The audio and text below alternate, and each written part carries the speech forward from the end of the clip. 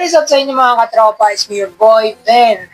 Back it up again with another first episode ng KDRP Talks. And this is the first episode natin ng KDRP Talks dito sa channel na to, which is, it's been a while. I mean, it's been a long process kasi pinagplanuhan pa talaga namin to ng production kung paano namin i-execute ng maayos. At syempre, kung ano yung mga topic na pag-uusapan natin, ano yung mga segments, ano yung mga sino yung guest, sino yung co-host, sino yung cameraman, alam niyo yun, kaya sobrang haba ng proseso. Pero ngayong first episode, meron tayong guest na magiging co-host din natin sa mga susunod pang episode. Kaya isipan namin na siya muna yung magiging guest natin kasi syempre siya yung magiging co-host for the rest of the episodes na i-release natin dito sa channel natin.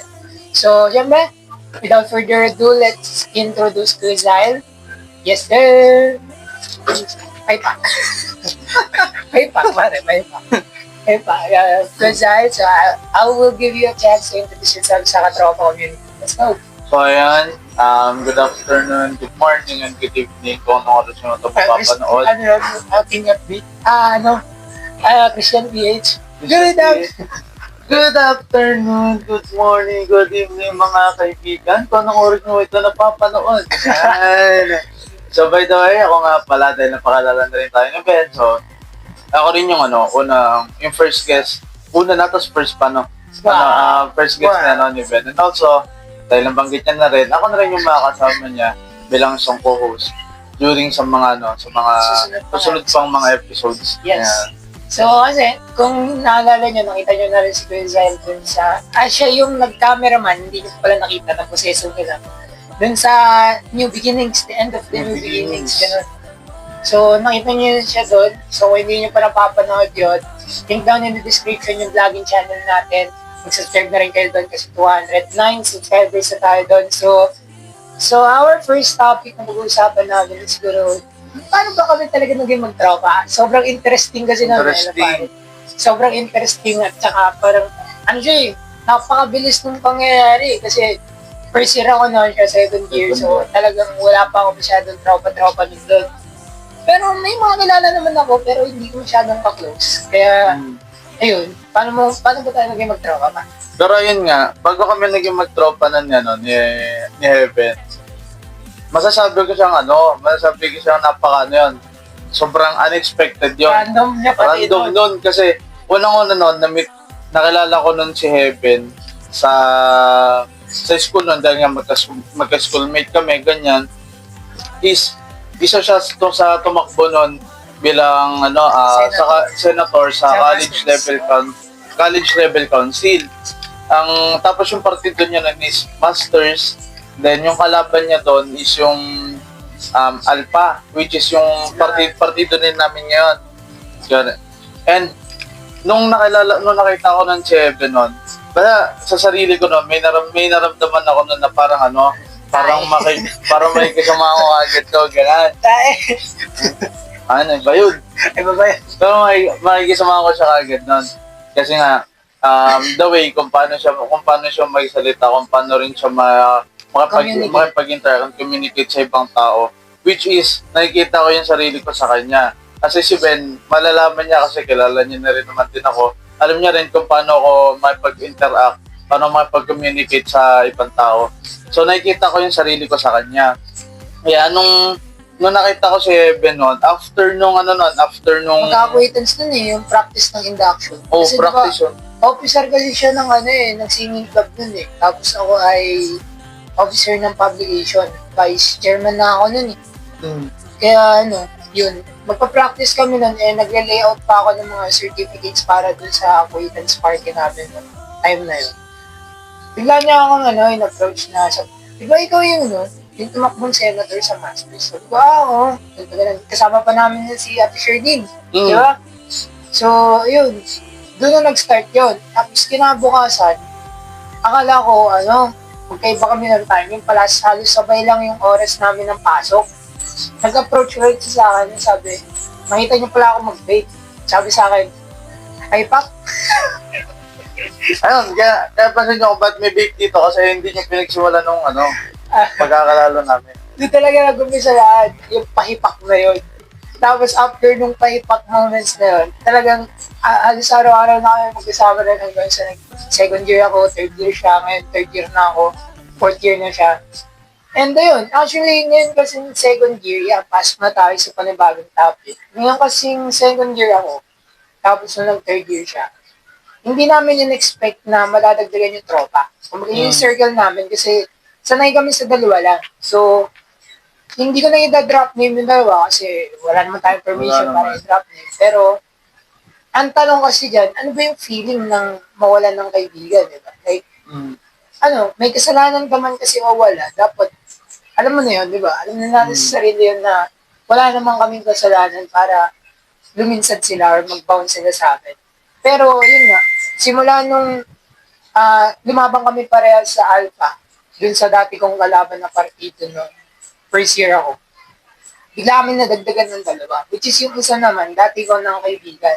And nakatawang stage ko na rin yun. So, yung isa naman is first year, freshman. So, hindi namin na-expect na magiging close kami kasi parang lately lang yung halos isang buwan kami magkakasama halos araw-araw eh. Talagang road trip doon, road trip dyan. Ang kasaw nito, talaga namang kasasakit ang likod ko. Kita niyo yung motor sa likod. Ayun yung motor, oh. Ayun Sakit gamit. sa likod yan, pare. Tapos dadaan sa lubak, aray mo. Kasi yun, tapos, pero para sa'yo, anong thoughts mo dun sa bagay na yun na bigla silang luminsan sa atin? Like, it's our time to express our feelings sa part. Pero nung time na yun nga, nung biglang luminsad yung dalawa, nagkaroon ng confusion, hindi lang lang sa akin, kay Evan din, kasi nga, sa totoo lang kasi, yung pinaka-reason talaga nun, as in, sobrang simple, sobrang Hindi babaw bagay. lang, as in, ganun. Tapos nagulat kami noon na bigla silang luminsad dahil lang sa ganung reason, which is hindi naman namin sila hindi naman namin sila masisisi kasi nga, di ba, kumbaga, hindi naman namin ini-invalid kung ano yung nararamdaman nila. Siyempre, lahat naman ng feelings and anong feelings nila na pinapakita nila is, binabalid naman namin lahat yon. Pero, siyempre, pagka nawalan ka rin kasi ng kaibigan, siyempre, para na kayo magkakapatid na apat nun eh. Iba yung feeling. Iba yun eh. Alam mo yung parang kang ano nun? Yung pressure, tsaka yung bigat. Oo. Ibang-iba eh. Tsaka yung ano din, ang tawag dito, alam mo yung feeling mo na, for example, meron kang pet na mahal mo, ganun. Tapos biglang sumakabilang buhay na. So yung pain na yun, ganun yung naranasan ko, nararamdaman ko, ganun din Kevin. Kasi nga, yung friendship kasi, isa rin kasi yun sa pinakamahirap i-build, lalo yung sa foundation. Isa kasi yun sa pinakamahirap i-build kasi sa friendship kasi yan, tama. So friendship kasi is, pinakamahalaga dun para mas magtagal kayo is yung tiwala. Kasi kung magkaibigan kayo tapos wala naman kayo tiwala sa isa't isa, wala lang yun. Ang lalabas na is para lang kayo nagkaplastikan. Tsaka pare, dun sa time na nag-trade fair tayo, dun sa part na wala silang nakamit na bling-blings, yun, cashing. Dun ko nakita yung totoo sa hindi. Kasi pare, sa panahon kasi ngayon, it's all about money. Gets ko naman yun, na yung ibang tao ang takbo ng isip, ay, ayoko nan, kung hindi naman ako pepera sa ganun. Pero, tropa mo yung katulong mo like, yung tutulungan mo sabihin na natin ilang years, ilang buwan, ilang araw mo nang kasama, sabihin na natin talagang taon na kayo magkasama. Pero, hindi ko alam kung ito yung reason nila. Pero yung lilinsad ka dahil sa ganung rason, doon mo malalaman yung totoo sa hindi. Kasi, gets ko yung part na it's all about money sa panahon ngayon. Pero, when it comes to real friends, being real to someone, ibang usapan na yun. Iba na yan. Yeah. Kasi, dun talaga natin matetes yung totoo sa pera. Kasi ako, nagtrabaho ako sa Kalamba, CJ. Nung una, nung umpisa pa lang siya ng business niya, wala akong sinasahod, nakita ko sa'yo yun. Wala talaga as in, wala akong nakukuha, kundi experience lang. Sabi, humingi nga siya sa akin ng pasensya nun na wala siyang naibigay sa akin, ganun. Pero sabi ko, okay lang yan, tulong lang yan, tropa tayo Yung ganun. Which is ganun din kayo sa akin. Kasi sabi ko, pare, shoot tayo. Sensya na, wala akong may bibigay. Sabi niya, okay lang, tropa naman eh. Kumbaga, tulong na lang kumbaga. Mm. Doon mo talaga makikita yung totoo sa hindi. Doon sa part na yun. Pero para sa akin, yung feeling ko nun, pare, disappointed. Mm. Kasi never expected that moment na sabihin na natin na simpleng bagay, bigla siyang lilit. Mawawala. Like, yung hindi sila bigla mamamansin na hindi mo naman alam yung dahilan. Mm. Pero ako kasi gusto ko talaga silang kausapin. Like, gusto ko magkaayos ulit kami apat. Pero, ano kasi, know your worth, kumbaga. Know your value. Kung wala ka namang kasalanan, bakit ikaw yung mag-a-adjust na mag-approach na, tol, sorry. Diba? Hindi naman sa pagtataas ng pride. Kumbaga, it's about reality naman. Wala kang kasalanan, ikaw pa yung magsasorry. Diba? Pati ano naman yun eh. Tawag dito, first of all din naman, is alam din naman namin sa sarili namin nga, na wala naman talaga kaming ginagawa sa kanila. Wala kaming ginawang mali. Ganun. So, baga, ang pinaka-ano kasi doon is nagkaroon lang ng misunderstanding. To the point na yung misunderstanding is nauwi na yun sa pag-left out or paglilinsad ng dalawa. Hindi ko siya consider this misunderstanding. Kasi decision na ng dalawa kung bakit sila lumisan. Kumbaga, it's their own decision na lang din talaga. Yeah. Pero yung yung pinaka naging kasi nun, pinaka naging root kasi nun, kaya nagkaroon ng linsad is yung misunderstanding. Kasi nga, kumbaga, yung simpleng bagay na yun is hindi nila agad na-gets yun. Pero, although yung naman talaga, yung ginawa nila, is choice naman talaga nila yun. Nagkaroon lang talaga ng ng misunderstanding. Ayun yung naging root kung bakit nawi kami sa ganito. Tama. And syempre, sobrang din nun. Sobrang laki din ng sobrang laki rin ng panghinayang nun. Kasi, iba na rin yung na-build nyo Iba na rin build yung friendship yung foundation yung apat Kumbaga, hindi pa naman siya ganun kalalim. Pero masasabi mo na rin talaga na solid na rin yung foundation. Mm-hmm. Ang nangyari lang talaga, syempre, sad to say, sa pagkakaibigan naman kasi talaga, is hindi naman lahat ng kaibigan mo mananatili siya hanggang dulo. Pero talaga yung iba na once na naranasan na nila yung kagipitan, yung naranasan nila yung walang-wala, kung saan doon na matitis yung friendship nila, doon man na rin makikita kung sino yung tao mga mananatili, sino yung mga taong totoo sa'yo. Yeah. Kaso, masakit Tubig pare. Masakit Sakit. Gano'n kasakit?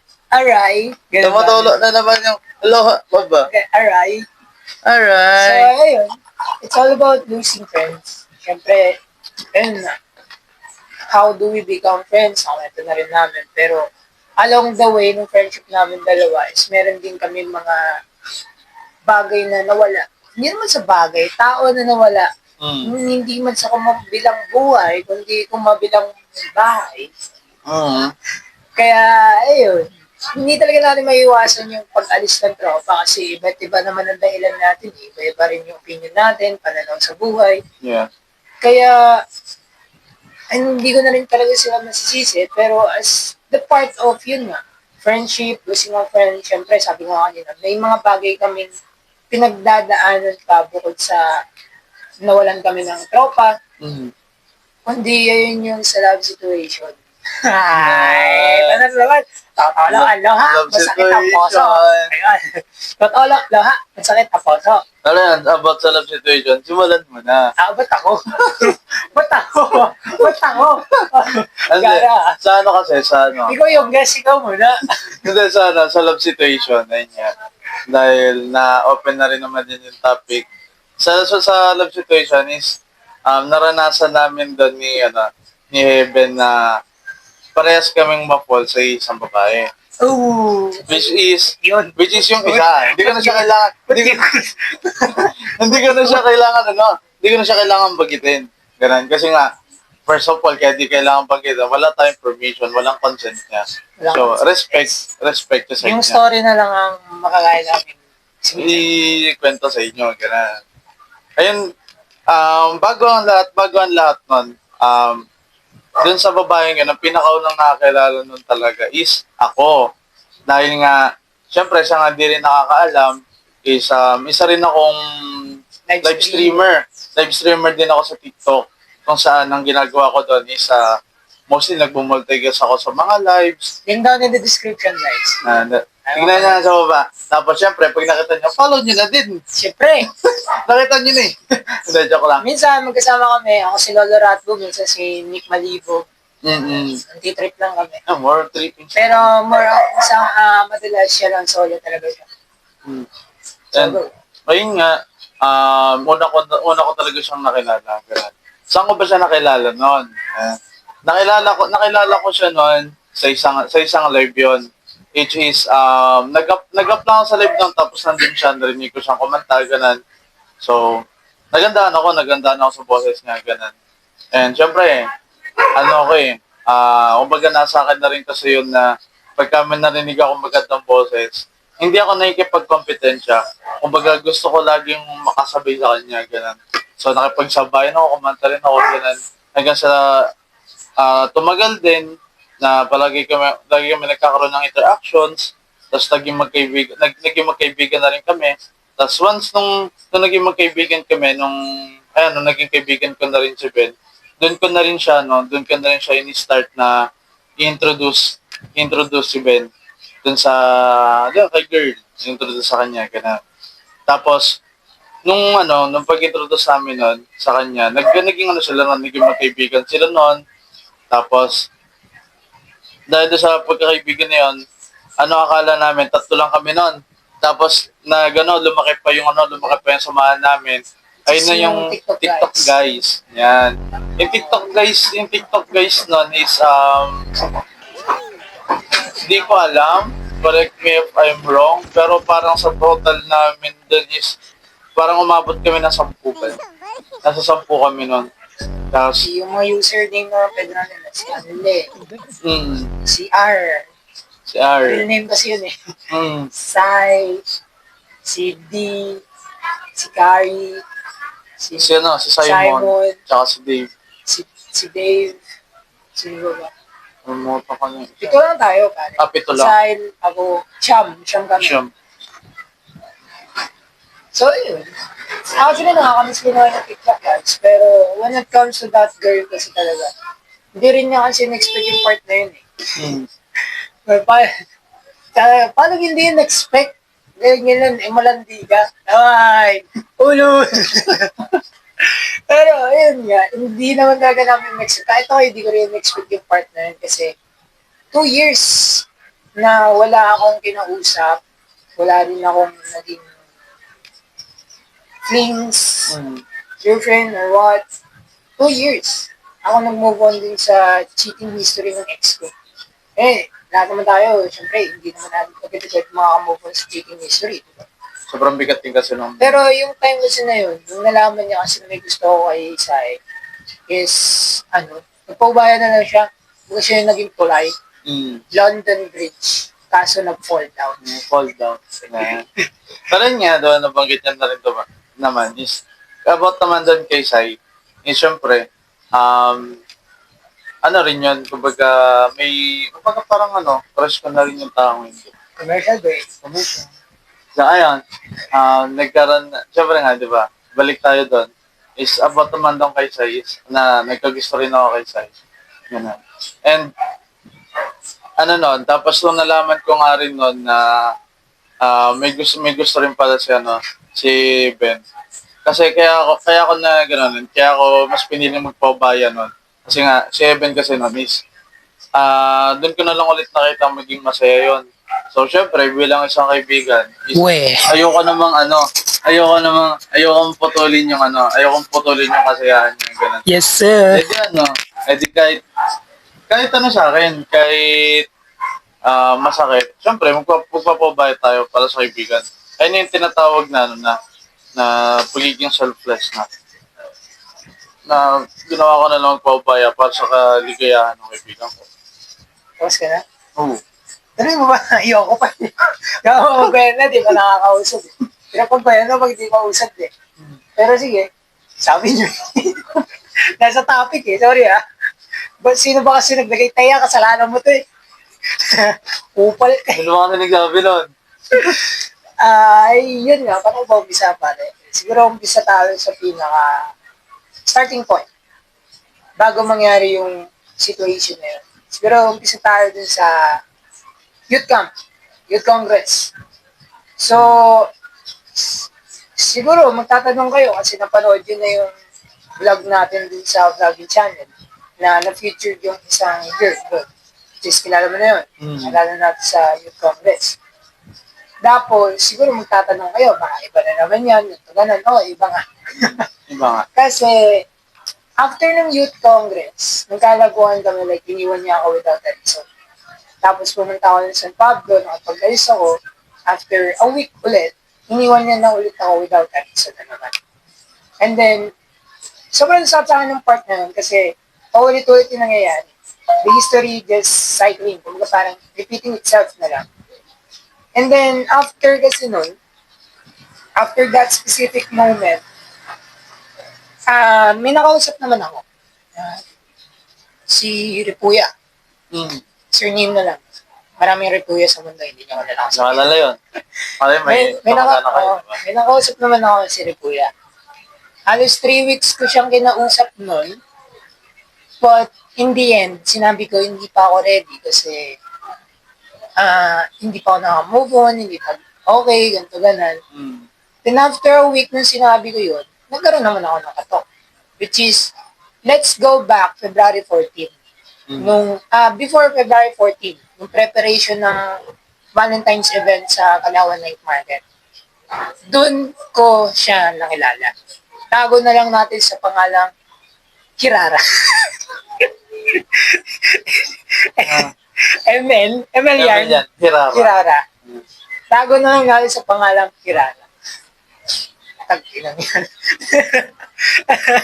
Sabi ko kasi, di pa goods eh. Visit ka tayo. Alam mo yun? Ayun nga. Pinakilala sa akin yun, nung time na yun. And then, during the February 14 event, the Valentine's event, and yung mga binebenta kong bouquet is hindi naubos lahat. So, may mga natira. So, ang ginawa ko, pinamigay ko na sa mga co-vendors. Pero, ang pinaka gusto ko talagang bigyan nun ay siya. Kasi, eto deeper history na lang, deeper story na lang. Nung nasa number 5 pa kami, slot number 5 sa night market, makikita ko na siya noon. Talagang trip na trip ko siya. Hindi naman sa trip na pagtitripan lang. Trip talaga like type ko, ganito, ganon. Kasi makikita ko yung sarili ko sa kanya na working student, nagsisipag para sa extra income, para may sarili pera, ganito, ganon. Which is, yun talaga yung pinaka-green flag sa akin sa babae. Yung kayang tumayo sa sarili niya pa. Ako doon yung, sabi nga nila, di ba, a key to man's heart is cooking. Kapag marunong magluto ang babae, good shit yan para sa akin. Marunong magmekos ng pizza. Kaya goods na goods para sa akin. Ayun, so, ayun nga, back to the recent situation, nabigyan ko siya ng bouquet. After nun is, inalam ko talaga yung Facebook niya eh. Nung nalaman ko yung Facebook niya, tinat ko siya, ganyan. Kasi nagtuloy-tuloy yung usap namin. Tapos, nagpigil kami sa usap kasi sinabi niya na hindi pa naman daw siya talaga ready. So, to respect her decision, ginawa ko na lang, nag-stop na lang ako. Pero, after 3 weeks, or parang isang buwan din, na hindi kami nag-uusap, na-realize ko lang na bakit ka titigil kung gusto mo talaga yung tao. So, nung nagkaroon ako ng second chance para simulan ulit yung story namin dalawa, is tinake ko talaga yung chance na yun. Kumbaga, nag-risk talaga ako.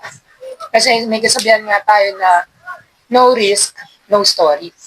Kumbaga, kung hindi ka susugal, wala kang kwento na masasabi or makakwento sa tao. Pero, nung time na nagkaroon ako ng second chance, tuloy-tuloy ulit, Fiesta, May 15, I think, before the preparation of May 15, ng Piña Fest Bazaar,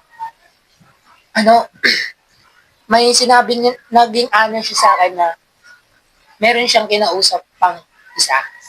Which is sa akin, okay lang yun kasi may the best man win. Kasi love, sometimes competition kasi yung love. Pero as long as alam mo sa sarili mo na you did your best, na ginagawa mo naman yung tamang trato, yung tamang treatment pa eh, no? Tamang trato, tapos yung iparamdam sa kanya yung deserve niyang maramdaman. Kung alam mo naman sa sarili mo na nagagawa mo yung mga bagay na yun, bakit pakuha ka ba may kausap siyang iba? Sa kanya na rin ang galing that time na never naman maagaw eh. Tapos nag-fall na daw siya sa akin, nade-develop na rin yung love na para sa akin. So sabi ko, hanggang sa ma-develop yan, nandito pa rin ako. And then up until, hindi na siya biglang nag-chat. Yung last na usap namin, like, nung kasama ko pa siya dun sa bahay ng tita niya, na kayaan lang kami after night market na magpinom. Yun yung pinaka-last time na nakausap ko siya. Tapos, nasagad pa ako sa alak. Wala akong maalala, wala akong kahit wala talaga. Siyang gala. And hindi ko na-expect na yun na pala yung last time na makakausap ko siya. Then after 2 days, nalaman ko na kinursu niya pala yung isa. So, yung sa part na yun, disappointed ako sa part na yun. Kasi, nagbitaw siya ng word na hindi naman maaagaw or never naman maaagaw. Tapos nag-fall na daw siya sa akin. So, dahil din sa words na yun, nag-expect ako ng sobra pa sa sobra. When that expectation turns into disappointment, na hindi naman pala ako yung pipilit sa hanggang ngayon, hindi pa rin ako okay. Like, sinubukan kong kumausap ng iba, 2 beses na, pero tinigil ko din eh. Kasi parang sabi ko, ayoko naman gumamit ng tao para makalimutan yung isang tao. Paano kung mahulog ako dito sa taong to? Tapos ganun ulit yung gawin niya, di gagamit na naman ako ng tao para makalimutan tong taong kinausap ko, para makalimutan yung taong yun. Para magiging lang siya, magiging cycle na lang ulit yung mayari. Oo, yun nga eh. Kaya hindi ko na ginawa. Kaya sabi ko, I'm just gonna wait patiently. Tapos, kung babalik man siya, at least alam niya may babalikan siya.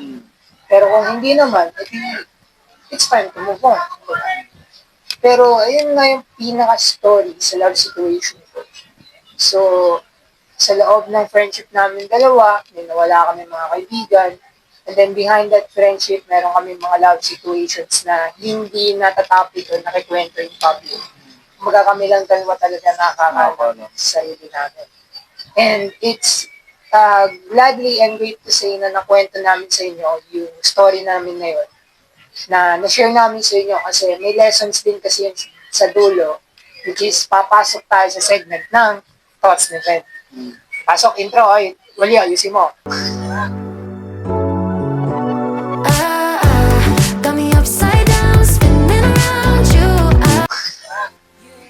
So yun, welcome dito sa Thoughts ni Ben. So kung familiar kayo sa Thoughts ni Ben it's a series sa vlogging channel natin kung saan nagbibigay ako ng advices, lessons, at solutions sa mga problema.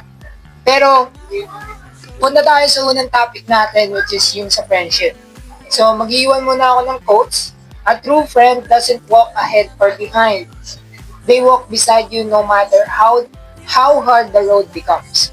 So, kagaya nga nung sabi niya kanina, at sabi ko din, matetest mo kung sino yung tunay sa hirap ng sitwasyon. Doon mo talaga matetest out. So, yun yung talagang biggest lesson, yung quotes na yun. And then, when it comes naman sa losing a friend, sometimes the hardest goodbye is the one you never expected. Kasi, totoo naman, never naman namin expect na lilinsad yung dalawa. Ayun yung pinaka mahirap at masakit na goodbye. Kasi, parang feeling namin kami pa yung mag-a-adjust para makakaayos kami, which is alam naman namin sa sarili namin na wala kami kasalanan. Ulitin ko, hindi sa pagtataas ng pride. Alam naman namin sa sarili namin na wala kami kasalanan. Bakit kami yung magsasorry? Diba? And ano din yun, yung pagka hindi namin paghingan ng sorries, it doesn't mean naman yun na about sa pride. Yeah. Kumbaga yung pinaka-mean kasi nun is, syempre, inaano lang namin, pinoprotektahan lang namin yung ano namin. Yung sarili namin, ganun, sa mga maaaring kung ano pwede mangyari once na nag-usap ng ganyan. And also, yung work namin. Yeah. Alam din kasi namin kung ano yung work namin. Although hindi kami hindi kami perfect kasi no one's perfect naman. Lahat tayo may flaws and imperfections. Yeah, lahat tayo. Pero syempre, kahit na ganun, dapat matuto ka pa din na alamin, Adjust. pahalagahan yung work mo. Yes. So when it comes to love naman, love situation, true love doesn't make you lose yourself. It inspires you to become your best self. So kagaya ng kwento niya, connected pa rin sa akin, at syempre may lesson din siya sa part na yun, na hindi masama yung maging selfless. Ano yung selfless? Na hindi masama yung hindi mo isipin yung sarili mo sometimes. Pero wag naman yung laging hindi mo isipin yung sarili mo. Siyempre, isipin mo din naman yung sarili mo minsan. And true love doesn't make you yourself lose. Kumbaga, yung totoong pagmamahal, hindi naman kasi sagabal yan sa pagiging or pagkawala ng sarili mo. Yeah. Kumbaga, it inspires you to become your best self. Kaya ko. Dalawang beses na iwan. Yung isa is walang rason, yung isa may rason. Kung hindi dahil doon, hindi ako ganito eh. Like, may intindihan yung mga bagay kung bakit nangyayari yun. Hindi ako magiging open-minded sa lahat. So, yun. So, that's it for the first episode ng KTR Talk. So, once again, I'm Zion, your syempre, first guest and also yung magiging future co-host sa mga next episodes pa natin. and I'm Sparks. Sparks? Sparks? sorry. And I'm Heaven, aka Sparks. Spaghetti, you know what it is, ka? Yeah, intro yun, ha? True. So, dito sa KTR Talks at sa Thoughts Level, alam niyo naman ang kasabihan. Puro man kami kalokohan, pero meron kayo matututunan. So, see you guys sa episode 2. Peace out. Signing off. Peace. Bye-bye. Bye-bye.